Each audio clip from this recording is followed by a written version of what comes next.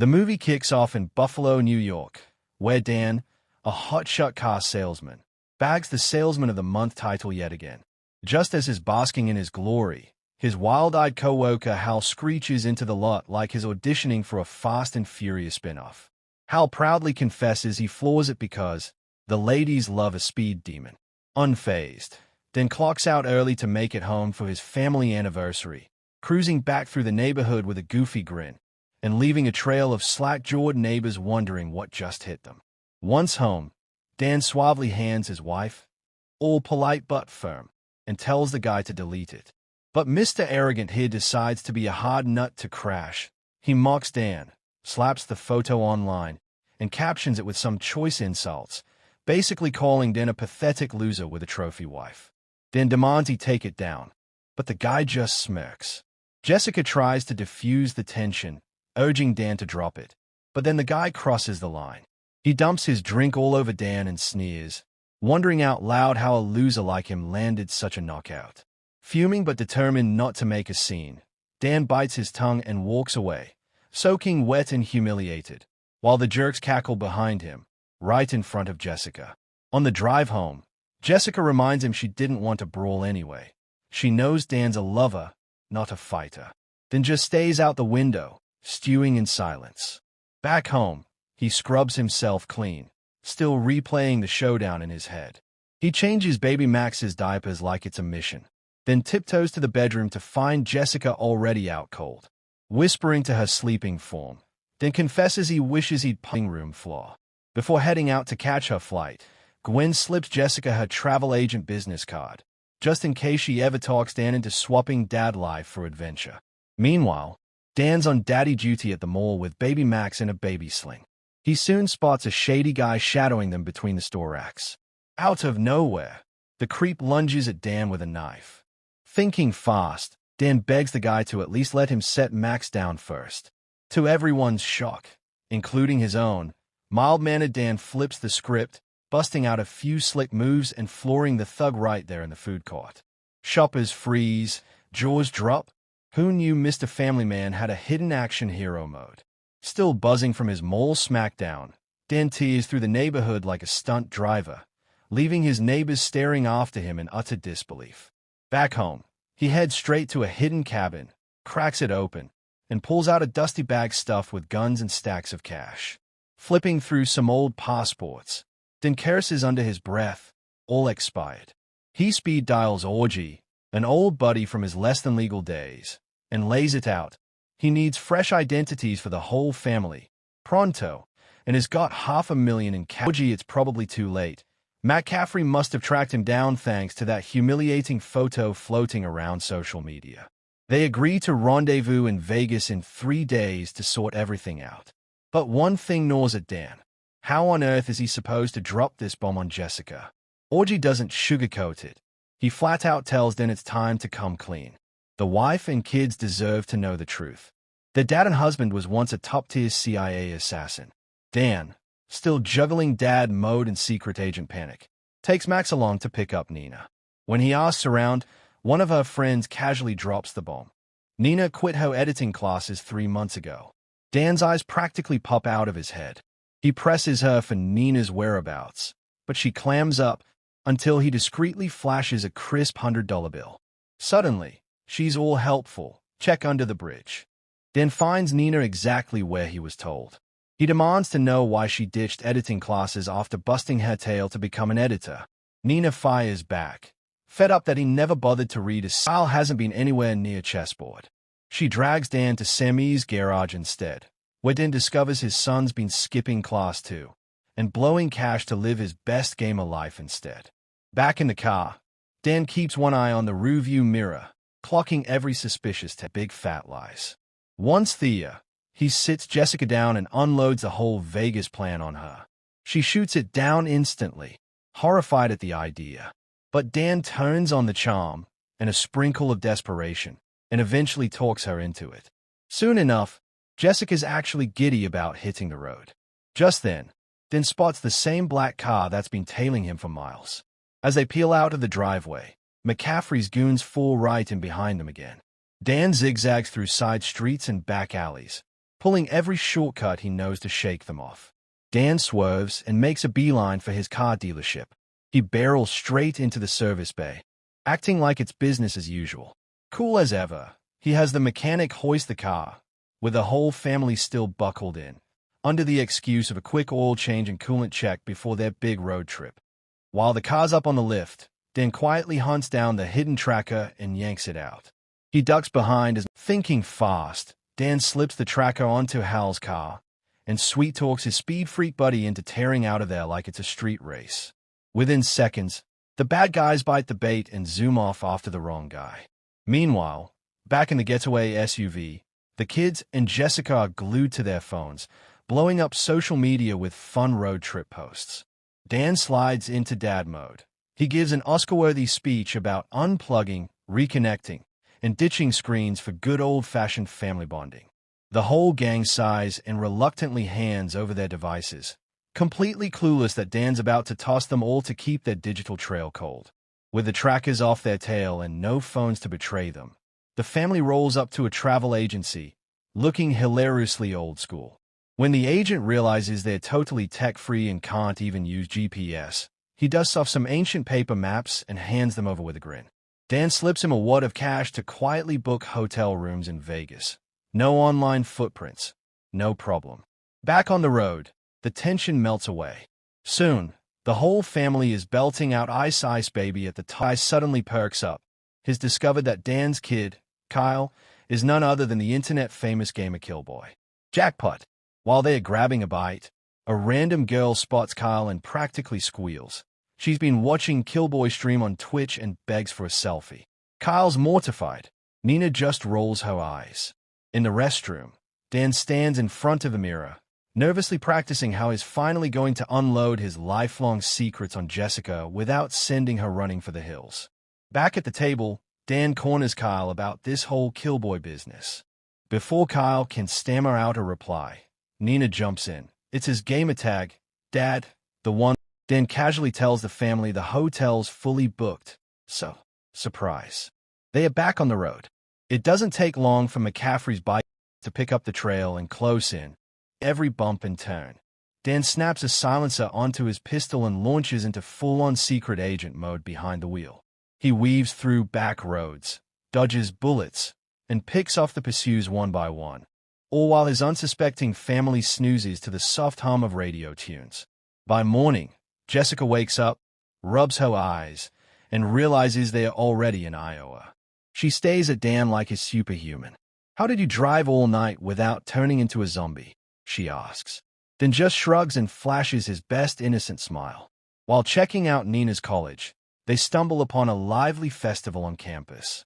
Some frat guy, clearly blind to the fact Jessica's a mom of 3, mistakes her for a college girl and dares her to join a keg stand contest. Determined to wow Nina and prove she's still got it, Jessica squares up, flips upside down, and crushes the keg stand challenge, leaving the college kids whooping and her daughter half proud, half horrified. Later on, the whole family mingles with a group of tourists, giving Nina and Kyle a rare chance to actually get along for once instead of bickering. Meanwhile, Dan's trying to enjoy a quiet moment with Jessica, but his spy senses start tingling when he spots a stranger who definitely wasn't part of the group before.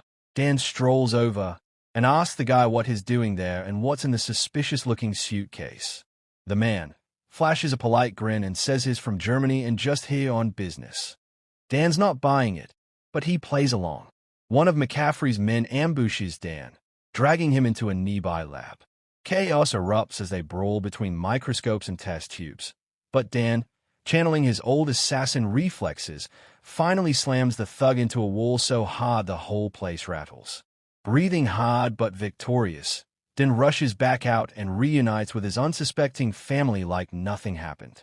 Meanwhile, Nina slips away to see her beloved boyfriend, only to catch him red-handed with someone else.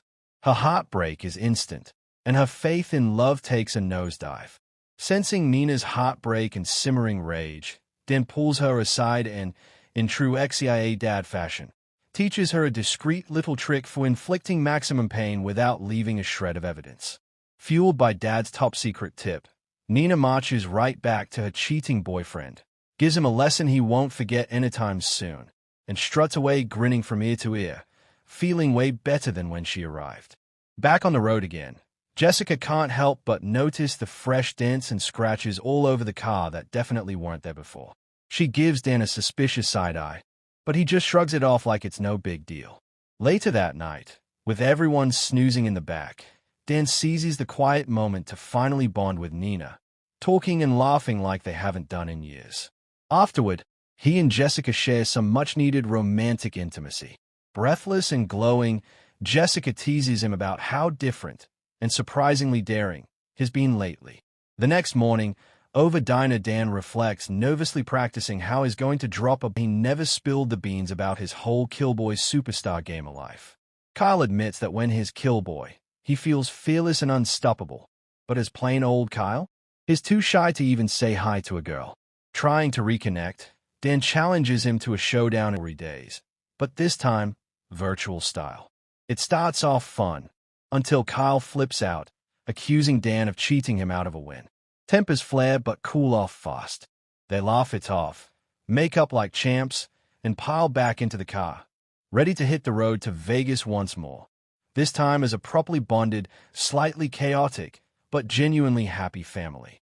That night, the family finally rolls into dazzling Las Vegas and checks into a swanky 5-star hotel, all bright lights and luxury.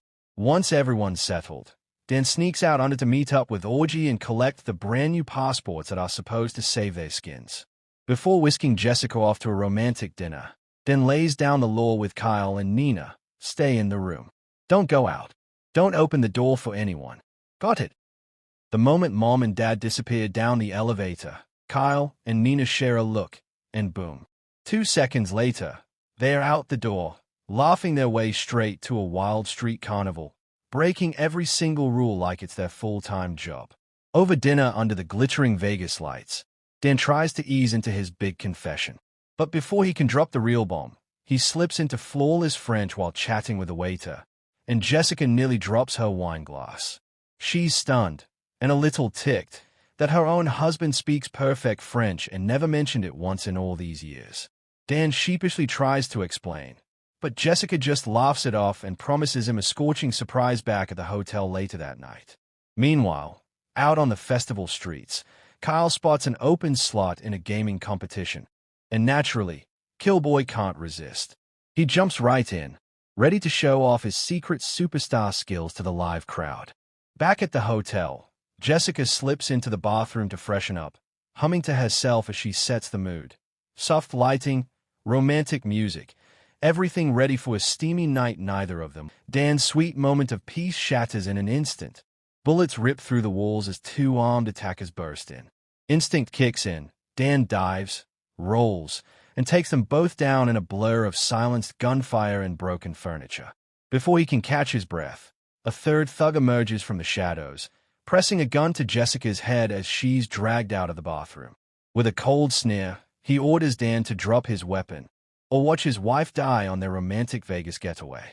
Dan plays along at first, pretending to surrender as the thug threatens to wipe out his entire family. Then, in a split-second blur, Dan lunges, wrestles the guy down, and finishes him off with a hidden blade.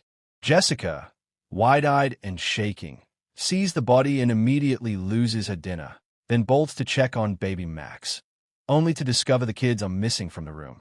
Meanwhile, out in Vegas, Killboy is having the time of his life, and totally oblivious to the chaos. Dan and Jessica race to the HyperX arena to grab Kyle and Nina, but McCaffrey's men are already on their tail. Gunfire erupts as the family scrambles to escape, turning the Vegas Strip into a wild battleground between a mild-mannered dad-turned-unstoppable protector and an army of ruthless goons.